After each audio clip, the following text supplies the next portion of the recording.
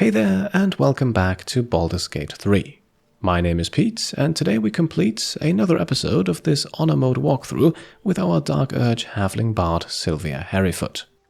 Last time we left off after an episode that saw us not only meet Raphael, a devil with an intriguing offer, but also revealed the true depth of Sylvia's dark urges as she murdered the Dragonborn Bard Quill Grootslang at night, seemingly without any semblance of control over her actions.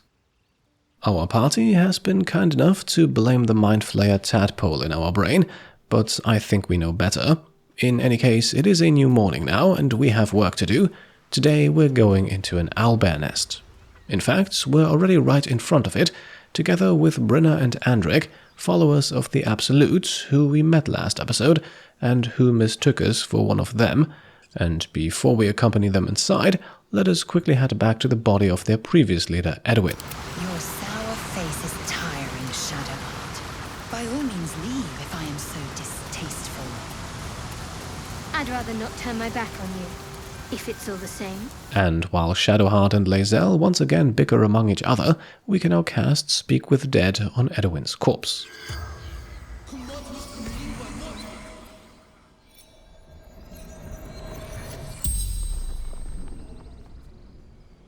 The corpse regards you lifelessly. And as always, we begin by asking who he is, or rather was. Edowin, a true soul, a chosen. A chosen, he says, but chosen by whom? The Absolute, the Almighty Goddess. And maybe he can tell us a bit more about this Absolute, perhaps something that we don't already know. Do not fight her. Power, such power. Right, at this point we want to ask what he was doing here, as that reveals more than asking about treasure. Looking for her weapon. The Absolute. A weapon? That's interesting, and matches what we overheard the goblins in the underground passage talk about. So, what kind of weapon? Crashed from the sky, taken by infidels. The spell's power wanes. You can ask no more questions. Okay, so a weapon that seems to have crashed with the Nautiloid sounds like something we should keep our eyes and ears open for, but right now we can return to the Owlbear Cave and speak to Brynna and Andrick standing out front. Absolute, protect us. This is it. I guess we go inside? I guess we do. Let's follow the two of them into the owlbear nest. They can go ahead while we check out a skeleton, a pickaxe, and a dead goblin on the path. That stench. Dead owlbear prey, no doubt. This also indicates that the goblins already know about this cave. As we reach the two followers of the Absolute, they have not yet engaged the owlbear, and while we could now speak to them to force them to rush up ahead, we won't do so. Instead, we want to approach the owlbear first. You feel the quake of its heavy footsteps before you see it. An owlbear, its beaked face looming out of the darkness. What's this? Something weak, something tender. Won't even have to chew you before I feed you to my son. Soft meat. The Speak with Animals spell allows for a brief conversation, in which we can first point out that the owlbear is injured, have a spear still lodged in its head. It's a splinter. I've gutted bigger threats than you with worse. Now, we could attack at this point, but that would be foolish, so let's use the persuasion option instead to be allowed to leave peacefully. The DC of 10 is, as always, pretty much guaranteed to be beaten with all the bonuses we get.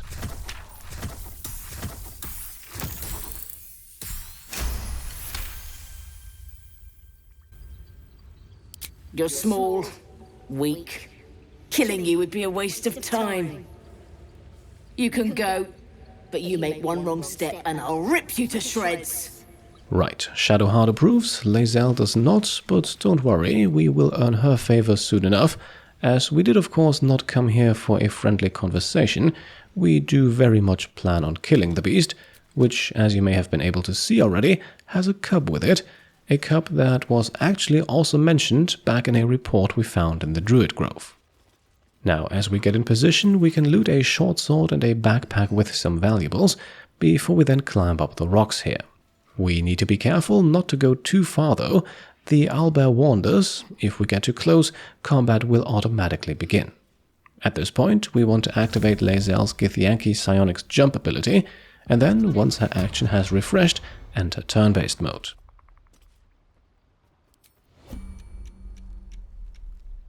Now we use Shadowheart to cast Bless on everyone but herself, and then we use the old candle trick we already employed way back in episode 1 on the Nautiloid to give our party members some extra fire damage on their weapons. If we sneak, we can also move across the stone bridge here without alerting the owlbear to our presence, although Laezel will stay close to the climbable rocks to ensure that she can quickly get herself into the thick of things. Now, at this point, we could attack. Once we do, Brynna and Andrick will automatically join the fight, but we're not ready just yet.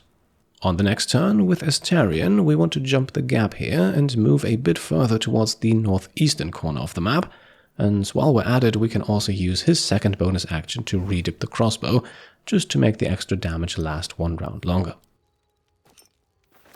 Shadowheart uses this second round of turn-based mode to enter Stealth 2 and gets herself close to the far edge of the overhang. She can also redip her shortbow, although I don't think she'll be needing it. Since we have an action left over with Sylvia, let's drop a cloud of daggers right next to the owlbear, but not at it. Should it move during combat, this could be a nice damage boost, although it will most likely not come into play. Then we end our round, and on the next one, it is time to strike. As usual in these situations, we will in just a moment have to re-enter turn-based mode with the rest of the party, and we also want to make sure to toggle off group mode so that everyone holds their positions. Then we attack with Sylvia, a ranged slashing flourish for 2 shots at the price of 1 action. Alright, incredible start, 32 points of damage, and the owlbear is surprised. That's fantastic. Anything over 25 would have been great, but this is absolutely lovely. Now, it took a little while until the game allowed me to re-enter turn-based mode with the others, so we've lost the turn of Bless, but that's okay. Let us instead take a closer look at our enemy now, still sporting 75 hit points and an AC of 13, as well as extraordinary strength and constitution scores, and a legendary action that it can use even when it's not its turn in combat. This one here will call in help. We'll soon see what that means. Apart from that, we need to take note of its multi-attack feature. Should the owlbear become enraged, it can attack twice per turn. Let us also briefly check on the Owlbear Cub's stats, 37 hit points and an AC of only 9. This is certainly not the enemy we need to be worried about. Or maybe we do, because we want to make sure it survives the fight. Now, Sylvia still has her bonus action, so let's take an offhand shot for even more damage. Right, that triggers the Owlbear's legendary action. It has called its concert, and getting this to trigger as early as possible is actually crucial to our strategy here. Now, the concert is nowhere to be seen, but that changes as soon as we take an action with anyone else. Shadowheart is a good candidate. She can cast Spiritual Weapon now.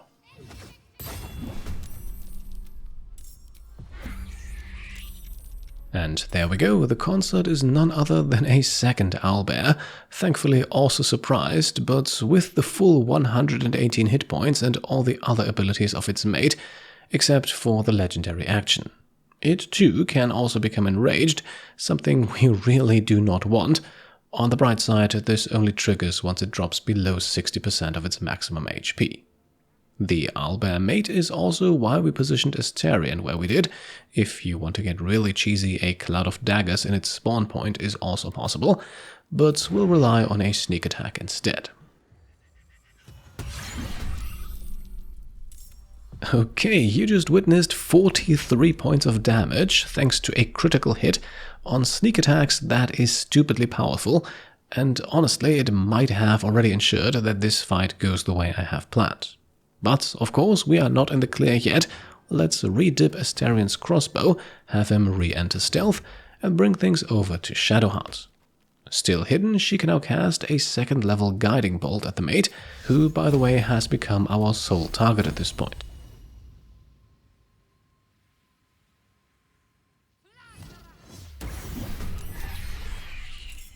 Of the 30 possible damage, she deals 22, that's lovely, but that unfortunately also triggers the Owlbear's rage already.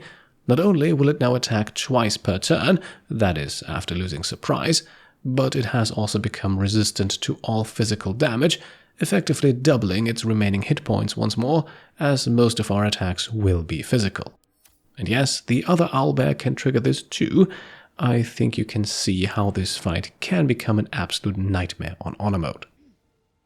Nonetheless, we need to keep attacking. Laezel's increased jump easily allows her to cross the gap over to the mate. Sadly though, she gets placed late in the initiative, so we cannot attack right away, and will instead have to be content with re-dipping Shadowheart's bow and ending the turns for her, Sylvia and Astarion. All Owlbears are still surprised, Brynna and Andrick meanwhile are not, and Brynna is quite literally an absolute blessing in this fight. Command is her go-to spell, and it has a decent chance of succeeding against the Owlbears. You can see it here, the Owlbear is halted, meaning that on its next turn it cannot move or take any actions. That is so incredibly useful that we will forgive Andrick wasting Shadowheart's guiding bolt on a simple acid vial.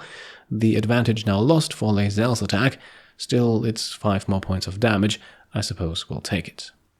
The spiritual weapon then misses a 65% attack. Laezel's odds are 10% better. Let's see if she can pull off a trip attack. Unlikely against a strength score of 22, but you never know.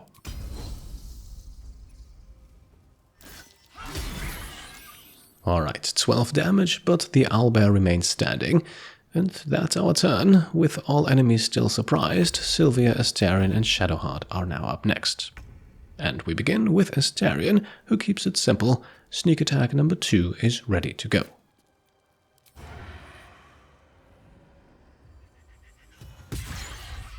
Only 11 damage this time, the physical damage resistance really making a difference here. Even more important to get that fire damage on top for a little damage boost. After going back into stealth, we switch to Shadowheart, who also repeats her action from the last round. Another guiding bolt, this one only at level 1 though. That hits, 14 damage that the Owlbear is not resistant to. This is going very smoothly, I have to say, and our next attack now once again has advantage. Let's hope that Andrick does not waste it again. Sylvia meanwhile unleashes her second slashing flourish, Bless and High Ground giving her great hit chances, and she converts those into 26 points of damage even without fire. I have to say we're unleashing some hefty carnage here. To somewhat make up for that, the offhand attack misses, so it all averages out again, and with that we can end our 3 turns here. The Owlbear is unable to act, and while Andrick moves closer, he seemingly only had 1 acid vial in his inventory. Brynna meanwhile making the case for the fight's MVP, as she succeeds on another command halt, rendering the Owlbear harmless for yet another turn. Absolutely fantastic stuff, and the main reason why you should always try to bring these two along if you plan on fighting the Owlbears. One more important thing when fighting them is to ensure that the mate goes down first, otherwise a specific cutscene won't trigger. Let's see if Laezel can achieve that with a menacing attack. And indeed she can, although 20 experience points is actually pretty low for the type of enemy we just killed. A single harpy earned us just as much 2 episodes ago, and they were a lot less tough. Either way, we can now use a bonus action to jump back to the other side. Laezel's movement is just enough to get her into melee range with the other owlbear here, so let's engage, action surge, and try the trip attack once more.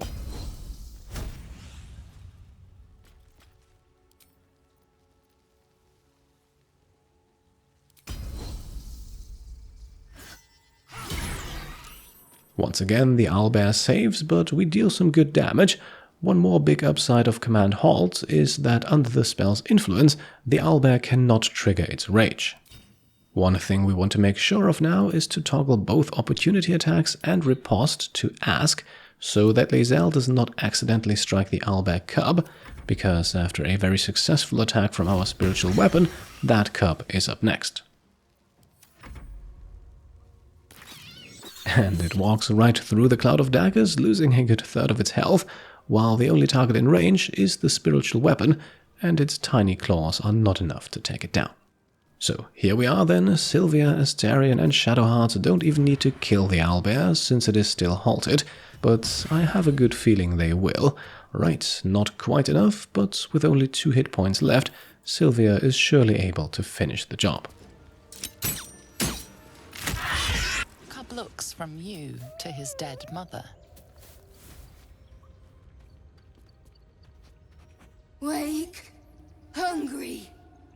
A single strike will end his suffering. Now this is a very, very important choice here. Against all dark urges, we want to let the cub live. Doing so is actually also required for an achievement later on. By the way, this cutscene here is what I was referring to earlier.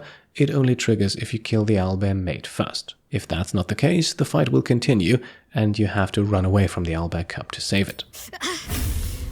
It hurts. Hungry. Food.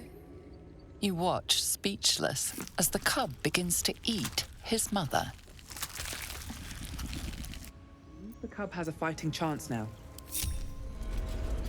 That, or we've just prolonged its misery. Mercy. Right, more approval from Shadowheart, and Laezel wants to speak to us. Let's hear what she has to say. I have a confession.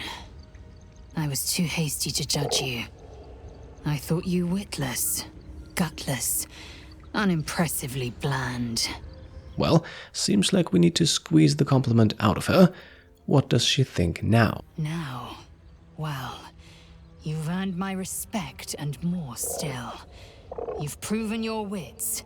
You are efficient and dominant, in and out of battle. You've proven your courage. I swear you would tear the horns off one dragon to plunge into another. And you're hardly bland.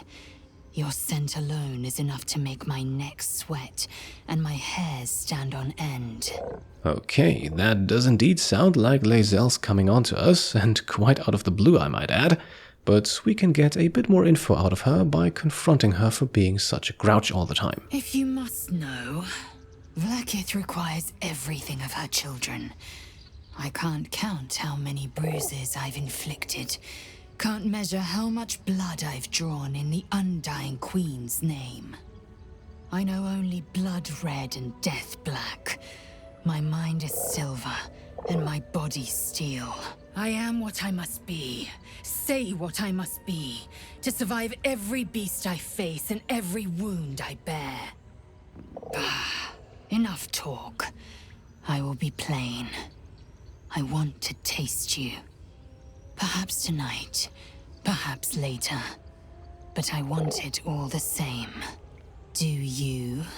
So, a very straightforward offer here by our Githyanki ally, and since Sylvia herself is still very much in the testing phase of flirting with her companions, I think we will agree, simple and straightforward ourselves, to gain some approval. Yes. Perhaps one night soon, I will come to your bunk and take what is mine. Until that night comes, I shall keep enjoying your scent. Right, at this point we now want to switch to Laezel herself and use the silver pendant we found last episode to cast guidance on Shadowheart. She can then jump across the gap here. We take note of a cracked rock that we do not want to climb. Instead we head towards the dead owlbear mate.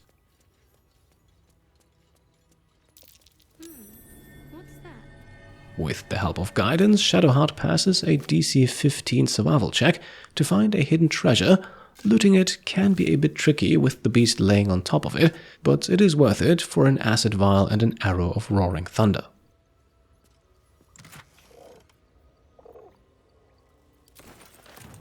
Now we can head back down to the floor and first of all loot the owlbear. This gives us the head of a broken spear. Let's see if we can get something out of the cub too. Oblivious to your presence, the cub continues to gorge himself on his dead mother. Right, busy for the moment, so let us deal with Brynna and Andrick next, who look like they are in need of direction. It's dead. We couldn't have done it without you. Thank you. I wish Edowin were here. He would have been honored to fight alongside you. What would you have of us now, madam? This is an important dialogue choice here. We want to send them to the nearest stronghold. Brynna is quick to tell us what she has in mind. Edowin told us there was a camp of faithful goblins nearby. We'll find safe harbor there. He'd want us among friends. Absolute protect you. The two are heading for the goblin camp, while we can loot the back of the cave. The Oak Father's Embrace on the skeleton here, a medium armor, not quite as protective as the one that Sylvia is currently wearing, but with a unique effect dealing extra damage against undead, while beasts attacking the wearer also deal bonus damage, so all in all a somewhat situational piece of gear, but definitely worth grabbing. In the nest nearby, there's also some food and an owlbear egg. An owlbear egg. These are supposed to be worth a fortune. This egg, by the way, will attract the owlbear mother, so best to pick it up after she's dealt with. One last note, there are these stalactites on the ceiling that can be shot down to deal damage to anything that's below. I have found that to work only semi-reliably though, which is why we did not use them in combat. Now, we have at this point gathered both the head and the shaft of a broken spear, two items that we can actually combine now to assemble a new item. We receive the Vision of the Absolute, a spear that can blind creatures and also deals extra damage against foes with multiple sets of eyes. Once again, somewhat situational, but worth keeping in mind. Now, if we pull out the torch here, it's perhaps a little easier to see. There are also several piles of bones scattered around the nest, but nothing of value can be found inside of them. So instead, let us set our sights on the one yet unexplored area in this cave, a gilded chest standing right there, ripe for the taking. A shrine to Selune in a grotto like this. There's magic keeping this chest sealed. I can feel its aura. So, our party identifies this as a shrine to Selune, and the chest is magically sealed, so let's not tangle with it. Instead, we can pocket the items next to it, beginning with a book detailing the conflict between Selune and her sister Shar. Of further note is the Speak with Animals potion, useful to avoid the Owlbear Fight if you don't have the spell.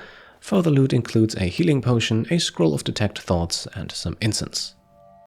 Still, the chest remains locked, so let's jump the small stream here and see what we find on the other side. That might be worth a look. A passive perception check reveals a Selune prayer sheet. Before we pick that up though, let us read and then also pocket another book on Selune, Silver and Radiant, and Shar, Dark and Alluring, before we then read the prayer dedicated to the former. A prayer sheet with the same symbol as the one on the chest. Indeed, a curious coincidence, so we want to pick up the prayer sheet, and then returning to the chest, we want to read it again in its vicinity. My prayers are answered.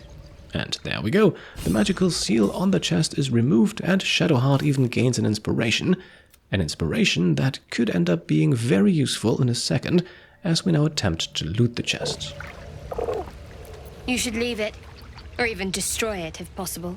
Right, this is the first time in our travels that Shadowheart speaks out against looting a chest, so what may be the reason? This rubbish is an offering to Selune. At best, it's worthless. At worst, who knows?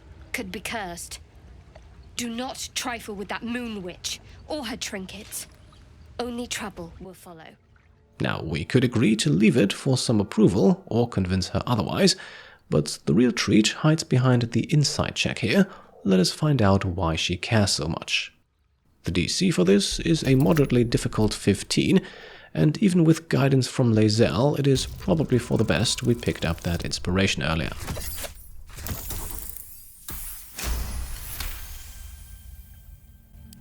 I should have stayed quiet. You want the truth? Fine.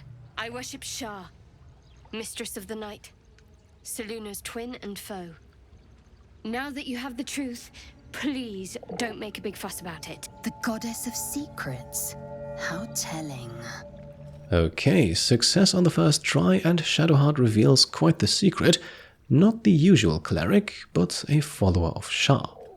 Now, allegedly, you can gain more approval by stating that you don't care who she worships, but for me that didn't trigger in any of the tests I ran, and regardless, we can get her to open up a little bit more by asking how long she planned on keeping this a secret. Forever, ideally. And you assume too much about what I can and cannot tell. Secrecy is everything for Shar's children. It is our code, our creed, our shield.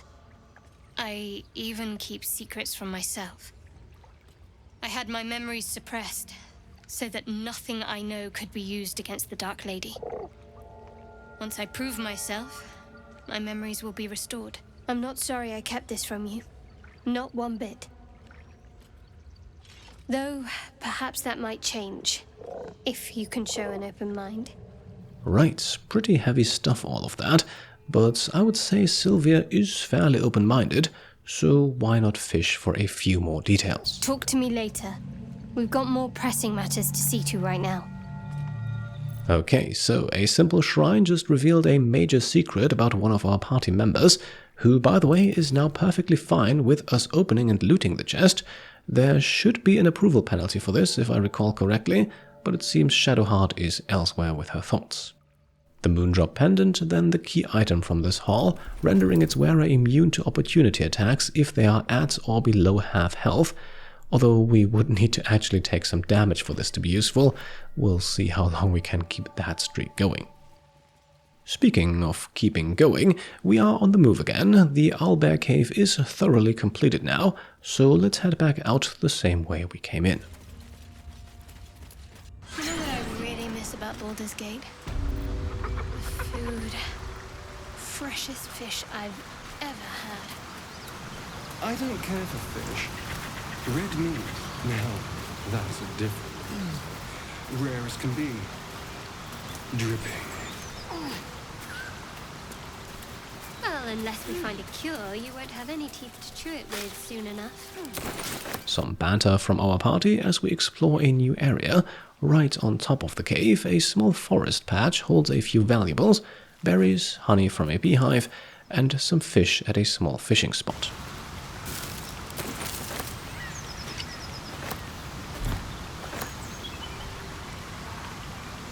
So, you and Laezel?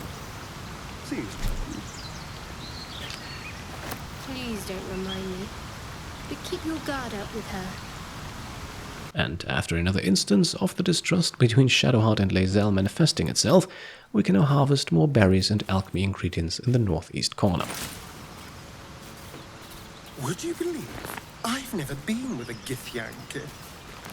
If you cease your frivolous ways, keep your mouth closed, and learn to obey, perhaps we can attempt it. Oh no! I think I will leave that honor to our esteemed friend. Right, sounds like Laezel's offer from earlier has made the rounds. No time to be ashamed of that though. There's more stuff to find. The hunter's stash is empty, but the mushrooms can be picked, and there's also a dog circling around an obviously dead body. Let's speak to it and find out more. Keep moving, stranger. Quietly. So, unless the dog and his master also attacked the owlbear, something else was responsible for the death. It might be prudent to learn what, so that we can avoid it, or prepare accordingly. I told you to go. Right, now the perception check here has a DC of 10, the persuasion check is a DC 15, still more likely to succeed though, thanks to all the bonuses we get.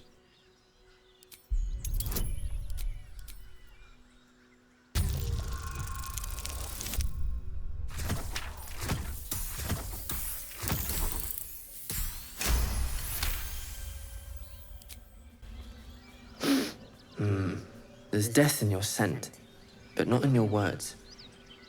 Still, you should go. My friend is injured.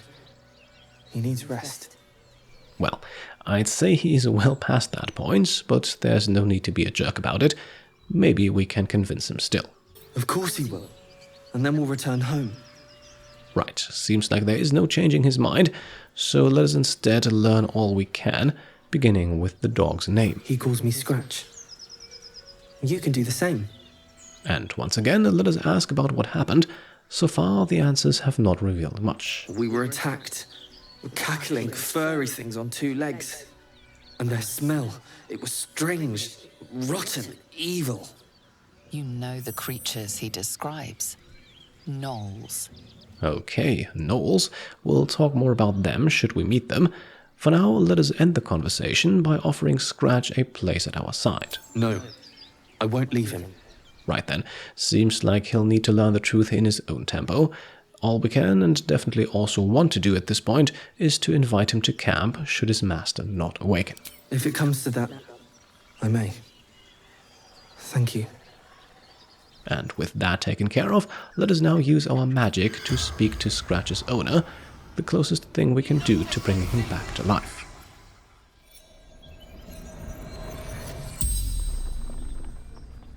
The corpse regards you lifelessly. And you know the drill, first question is always the same. Gomwick. Right, that much we could gather already, so how about some info on his profession? Runner. Fleetfoot. Courier company. A courier in the middle of the forest? How exactly did that come to be? Letters. Delivery to Baldur's Gate. And let's ask about those letters. Who knows, there might be something useful written in one of them. In Bank. Standard. Issue.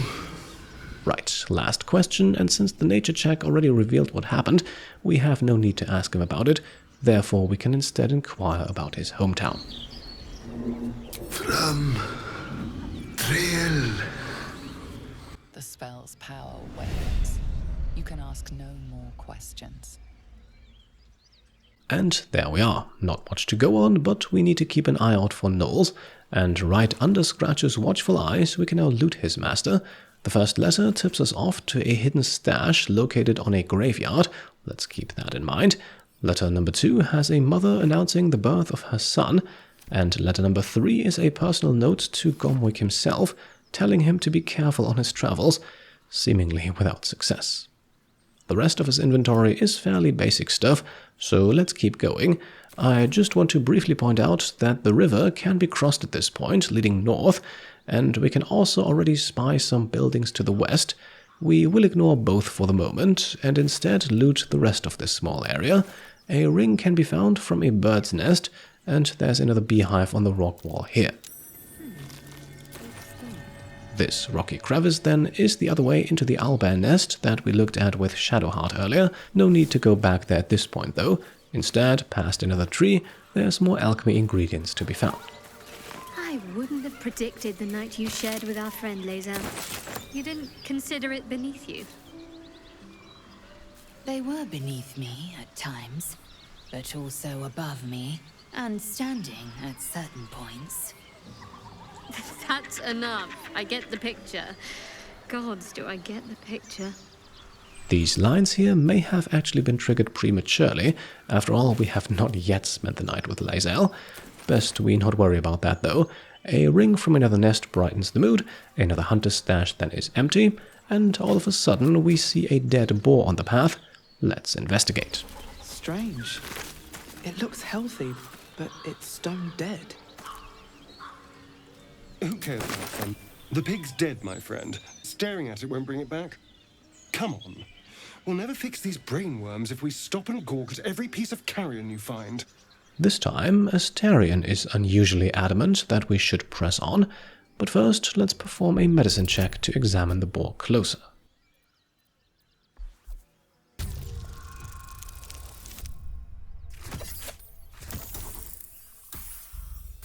Right, that's a fail. Good thing we still have that inspiration point from earlier, although failing at this check would not have any grave consequences.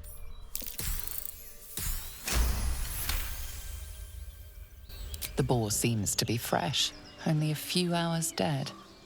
Examining the corpse, you see 2 small puncture wounds in its neck.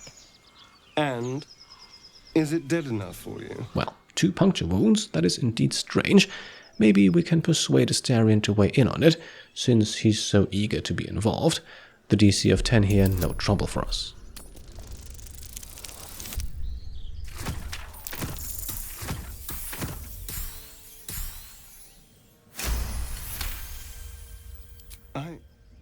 It's been drained of blood with wounds in its neck. It's been killed by a vampire. I didn't want to say anything because I didn't want to worry you. They are ferocious creatures. But don't worry, I'll keep watch tonight. We won't have to worry about nocturnal visitors. Now please, let's go. Alright, a vampire making the rounds. Best we not inquire further how Astarion came to know that. Instead, let us collect a few more things. Another bird's nest has an egg in it, and after picking the path to the southeast, we get back to a bridge. Dead goblins. Dead travelers. Were they heading to the Druid's Grove? Now, these dead travelers and goblins are in fact at the other end of the bridge that we discovered last episode, so we have in a sense looped around its outside. Best we relieve them of their valuables before someone else gets here. The dead goblin here is of particular importance, carrying a drawing of 3 crowned figures, a goblin, a humanoid and an elf, indicating that their leadership might rest on the shoulders of more than one individual. You fight well, but you're so efficient. Why not? Fun. I fight to win, not to make spectacles. What a waste. After some banter from Laezel and Astarion, we have now grabbed everything, apart from the stuff on the bridge itself, so after freeing up some inventory space, let's collect that too. The barrels here only hold camp supplies, the chests on the wagon some junk items, gold and cutlery, stuff we will most likely end up selling as soon as we can.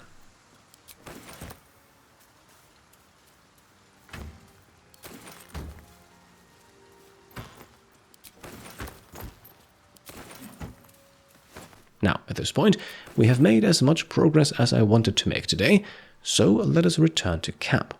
Here, no other party member but Shadowheart will have anything new to say. Our cleric, however, has plenty to talk about. Lady of Sorrows, guide us. Did you want something? And I'd say let's begin by talking about her worship of Shar. For the time being, that strikes me as the most pressing topic. I'm sure you do. But please try to understand that it's not something I can just talk about freely. Now, we could accept that answer, or we could pick one of the 2 persuasion checks here. There is actually a difference between the 2 of them, though. Persuading her to trust us has a DC of 10, the other one, meanwhile, comes with a DC of only 5.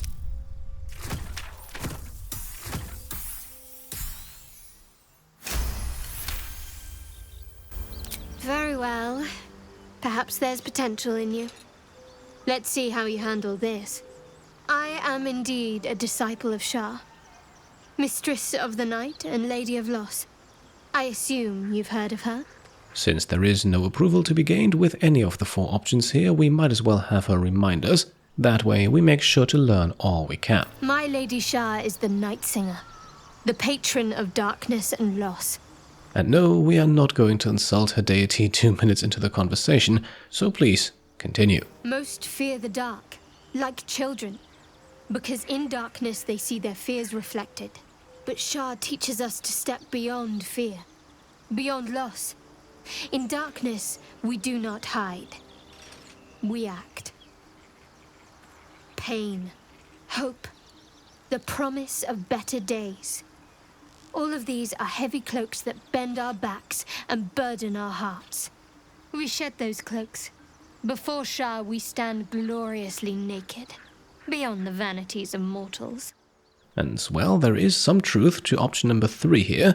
Put like that, it does seem strangely comforting. although comfort is perhaps not the right word when talking about what Shar's believers are going through. There's comfort, yes.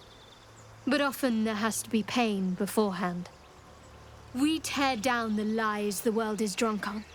The institutions they trust, the so-called gods they worship, the lives they cling to.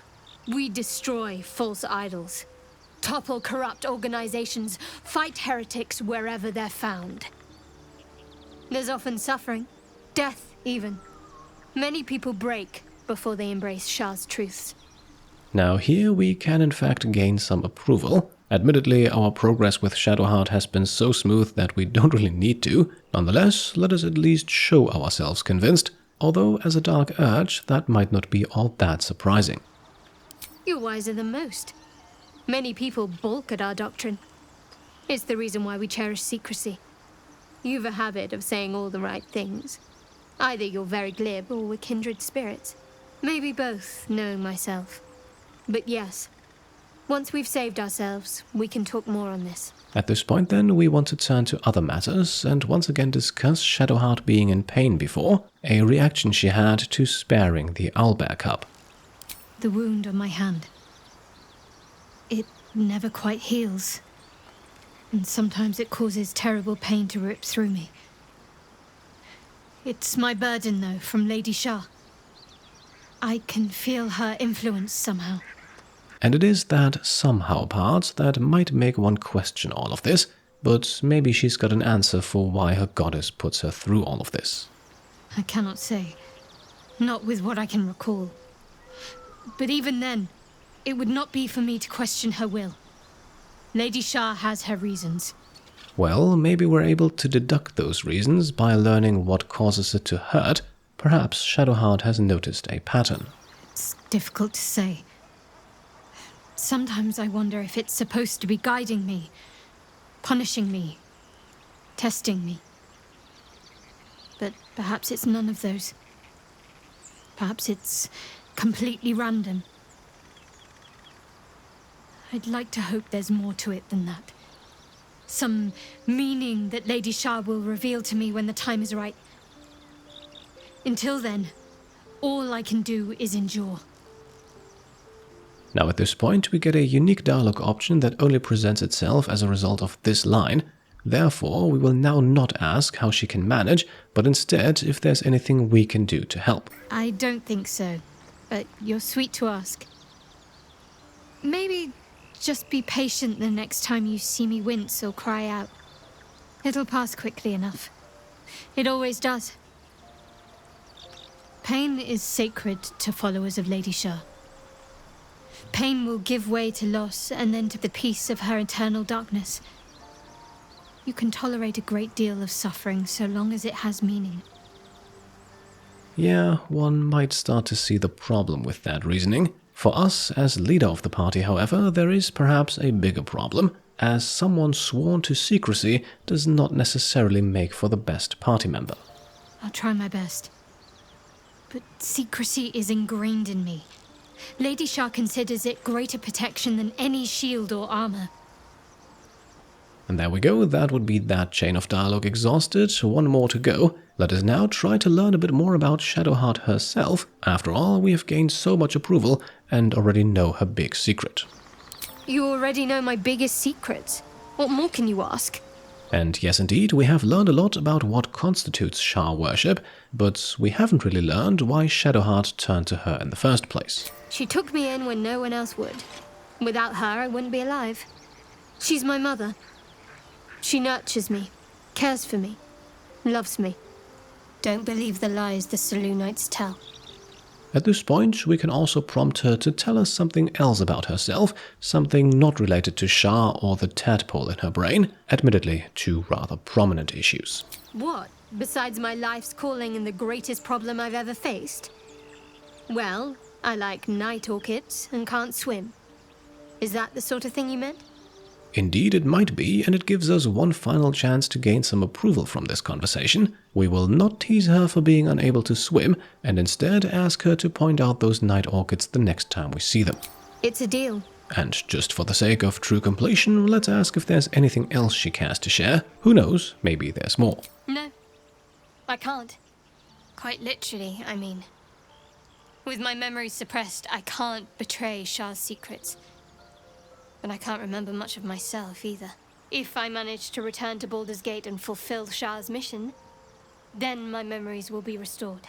Well, not only is that quite the extortion, but a hefty price to pay in the first place, let us sympathize, that's the only option we have.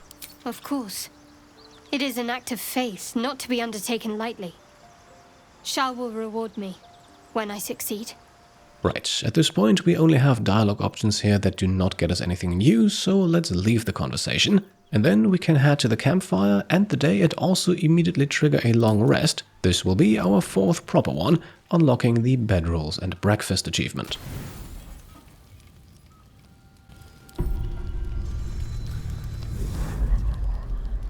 Tonight, you can't chase the thoughts of that poor girl you killed from your head.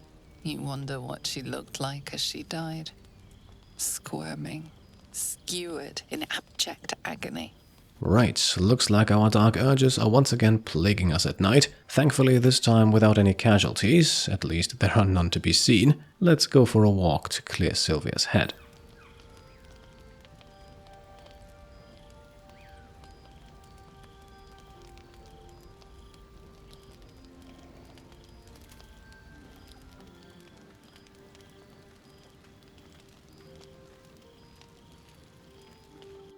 Your body barely complies. You feel such rushes from your thoughts of the dead woman. Why did she die? The mystery gnaws at your pounding heart.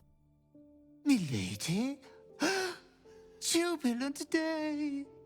I have found your vile self at last! Sceleritas Fel! Your loyal and ever-adoring butler.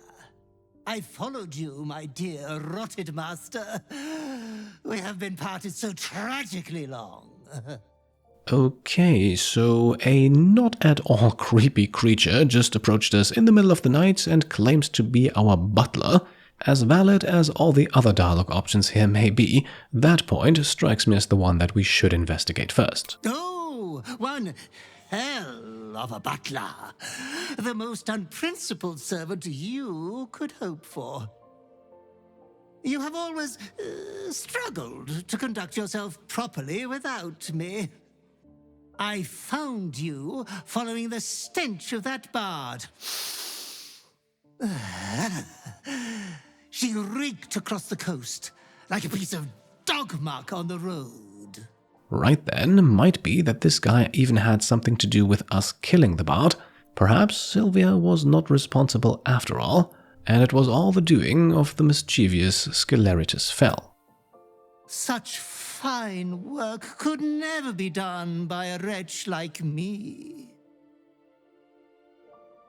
Anyways, I come once again bearing a part of your dreadful inheritance.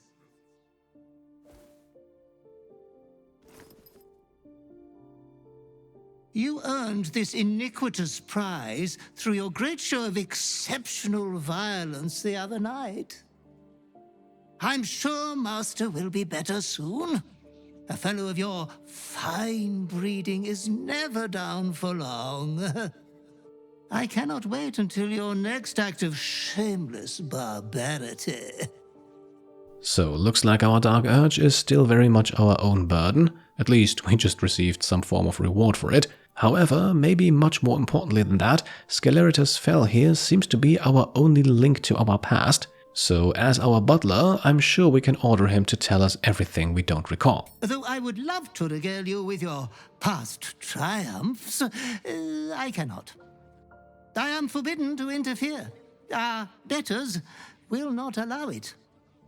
Be true to yourself, my lady.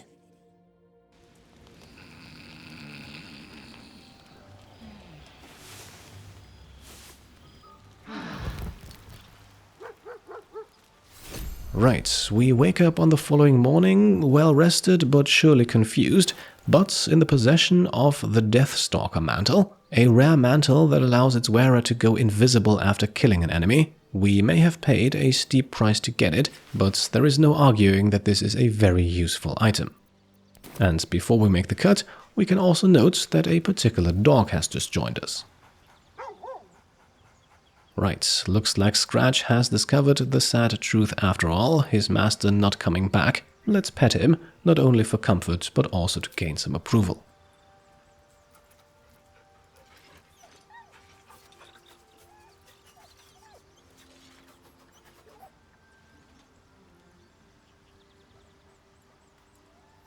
Now, we could repeat the entire process, but let's not go overboard. After all, we do have to preserve some form of reputation, not to mention that our bloodthirsty butler might be somewhere secretly watching us. So for today, we have reached the end of the episode. As always, I hope you enjoyed it, and if you did, then I would be very happy if you could leave a thumbs up. If you like what I'm doing and want to support me and my channel further, then you can go ahead and subscribe to stay up to date, grab some merch over on shop.petecomplete.com, or become a channel member or Patreon supporter. Thank you all for watching, and I'll see you next time. Cheers.